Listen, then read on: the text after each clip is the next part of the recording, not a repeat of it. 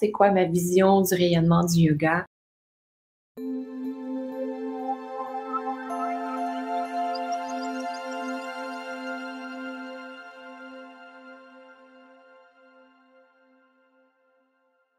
Mon objectif, c'est de rejoindre le plus de gens possible et de les inviter, les accompagner à vivre dans la santé, dans la sérénité, dans l'amour. Donc, l'amour de soi, apprendre d'abord à s'aimer soi-même. Ma grande vision du yoga, ce que je voudrais le plus, c'est que tout le monde pratique le yoga à son niveau, de la façon qu'il peut le faire. J'ai créé le site Diva Yoga. Au départ, c'était uniquement pour moi parce que je voulais que ce que j'ai appris dans ma formation de yoga, que je puisse le conserver puis que je puisse commencer à le partager. Parce que lorsqu'on partage, on retient 85% de ce qu'on partage. Le plus de gens qui peuvent pratiquer le yoga, que peu importe que ce soit sur le tapis, dans l'application de la philosophie à l'extérieur du tapis, dans le maintien corporel à tous les jours, dans l'alignement des chakras également, développer sa confiance en soi, oser manifester qui on est, c'est ça que je veux. C'est merveilleux de former des profs. Ça fait vraiment partie de ma mission.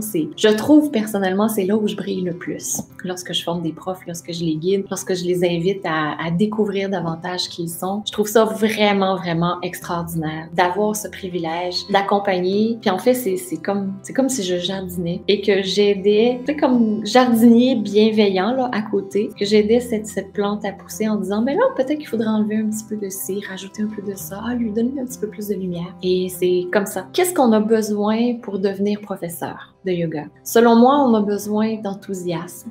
On a besoin de persévérance. On a besoin d'apprendre, d'avoir l'esprit ouvert également. On a besoin d'apprendre à explorer, d'avoir une méthodologie d'enseignement qui correspond à ce que nos élèves ont besoin d'apprendre. C'est certain que lorsque vous enseignez le yoga, vous enseignez les choses que vous connaissez. Vous n'enseignez pas les choses que vous ne connaissez pas. Donc, c'est pour ça qu'il y a différents types de yoga. Il y a du yoga doux. Il y a du yoga qui est plus axé sur les pranayamas, la méditation. Il y a du yoga qui est plutôt méditatif. Il y a du yoga pour les sportifs qui sont plutôt physiques.